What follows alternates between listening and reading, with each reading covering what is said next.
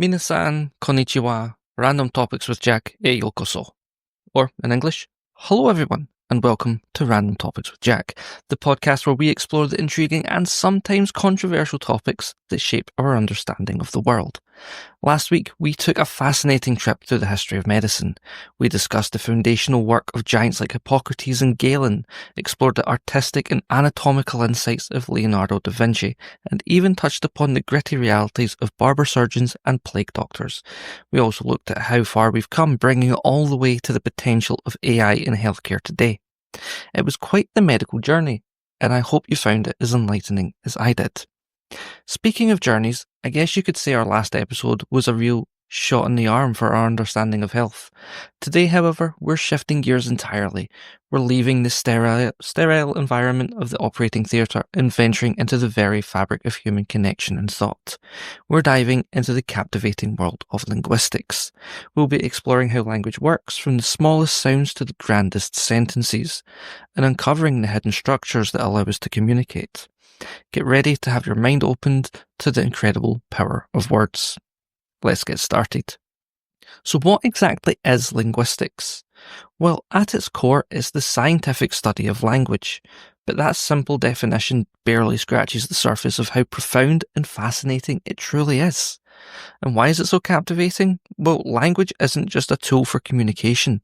It's deeply intertwined with who we are. It shapes our thoughts, the very way we perceive and categorize the world around us.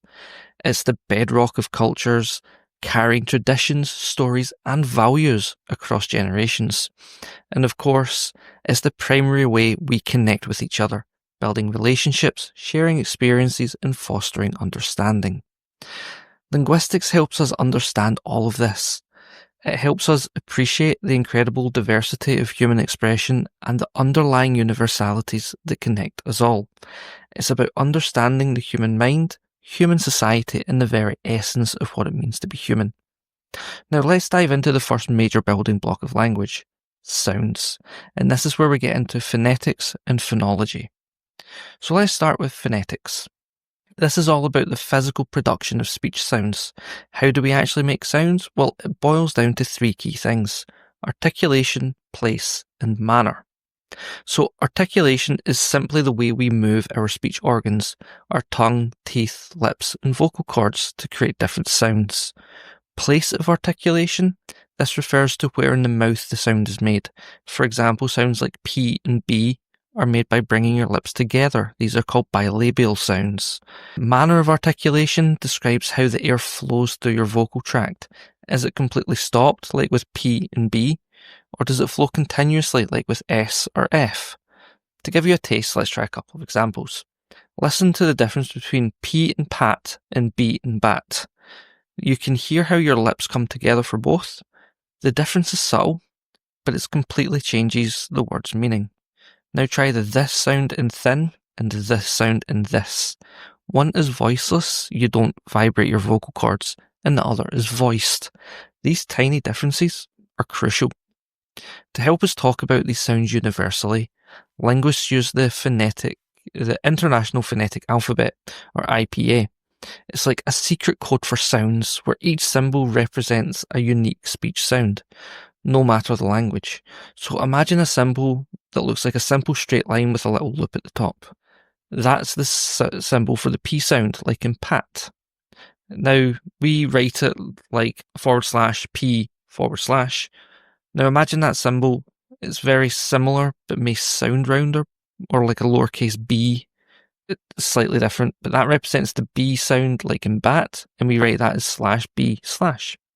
And for those this sounds, for the voiceless th and thin, imagine the symbol looks kind of like a bit of a circle with a kind of line through it, kind of like a Greek letter.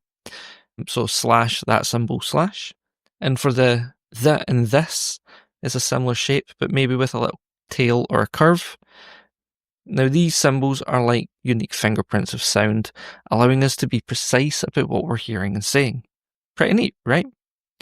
Now, while phonetics is all about physical sounds, phonology is about how these sounds are organised and used within a specific language. It's about the system of sounds. This brings us to the concept of phonemes. A phoneme is the smallest unit of sound that can distinguish meaning in language.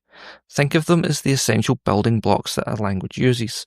We saw this with P and B, and in English these are phonemes because swapping them changes the meaning of a word. Pat becomes bat. These are called minimal pairs, words that only differ by one sound.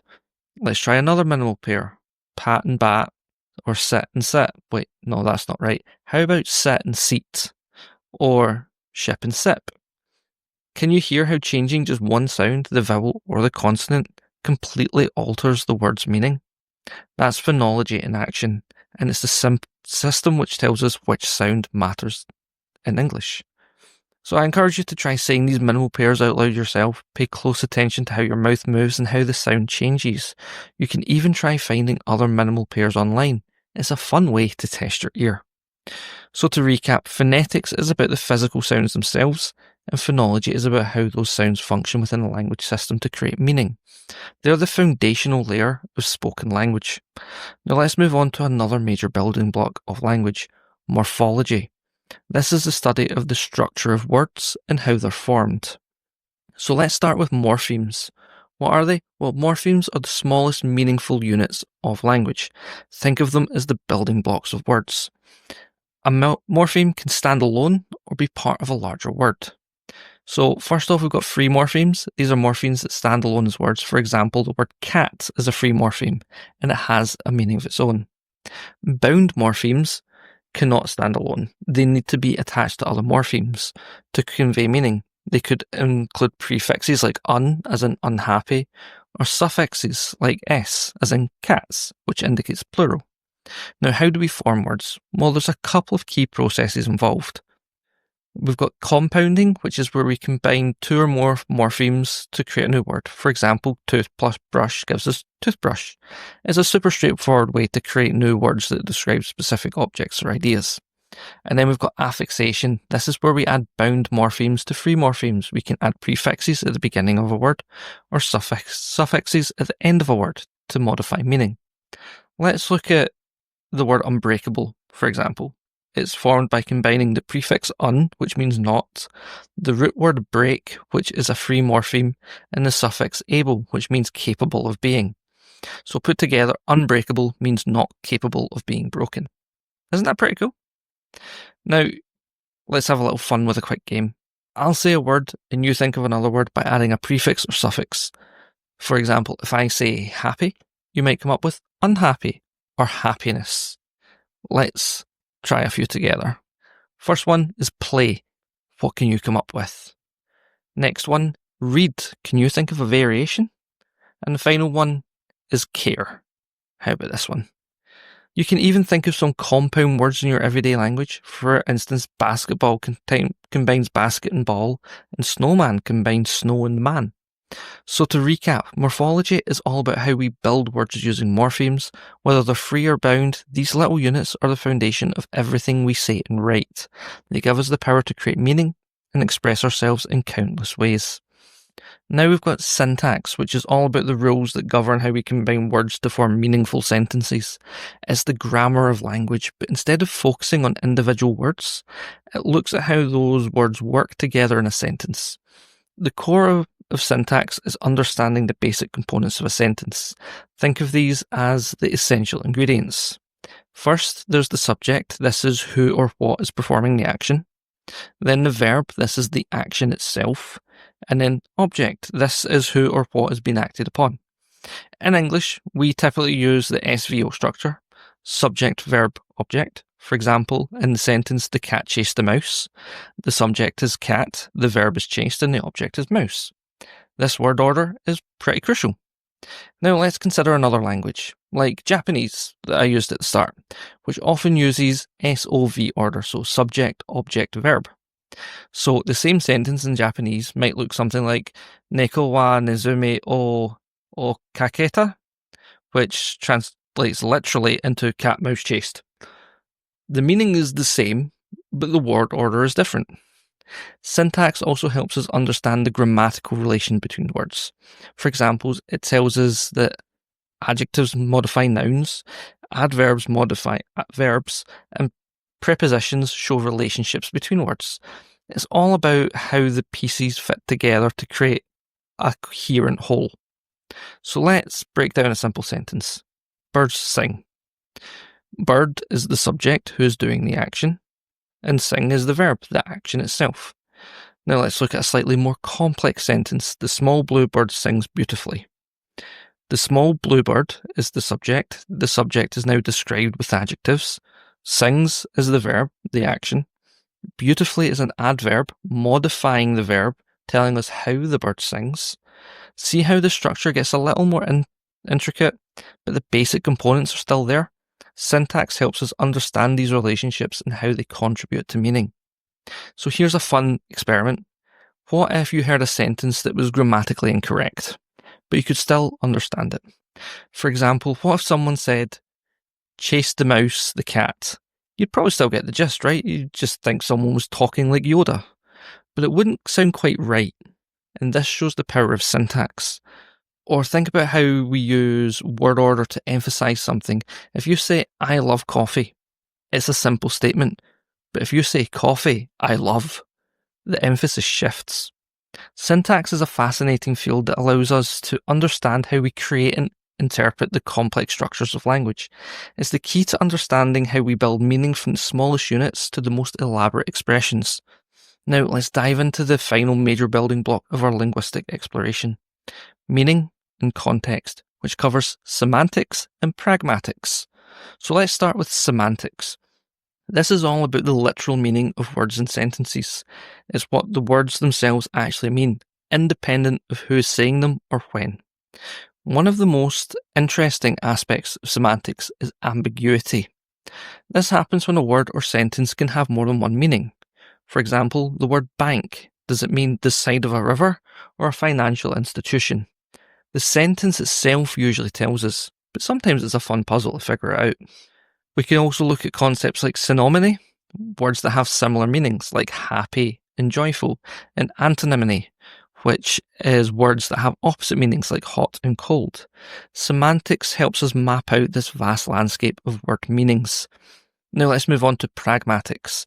This is where things get really interesting, because pragmatics is all about meaning in contexts, not just what the words say, but what the speaker means by saying them.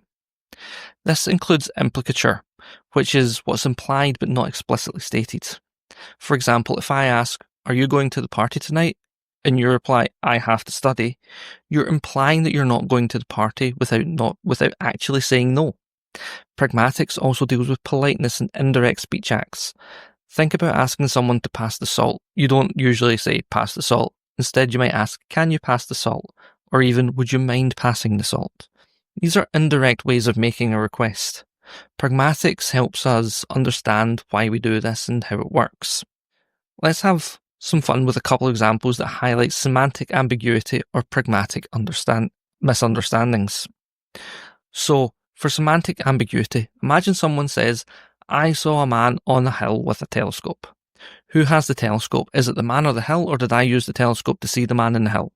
The sentence structure itself is ambiguous. And then you've got pragmatic misunderstanding. So picture this. You're at a dinner party and someone asks, is this chili too spicy? You, wanting to be polite and not offend the cook, might say, it's got a nice kick to it, even if it's burning your mouth off. You're implying it's spicy, but in a polite and direct way. A misunderstanding could happen if the person asking takes nice kick to mean perfectly seasoned for them when you actually mean it's quite hot. So semantics and pragmatics show us that language is so much more than just words and grammar. It's about intention, context, and the subtle dance of human communication. It's truly the art of understanding what's really being said. But have you also ever wondered how languages are related? Well, that's where the concept of language families come in. Think of it like a human family tree, but for languages. Languages that share a common ancestor are grouped together.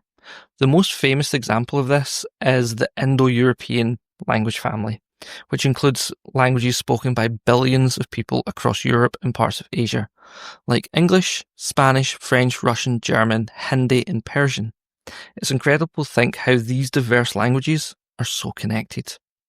But how do we know about these connections? Because we can't often We often can't find direct written words of the earliest stages. This is where proto-languages come in.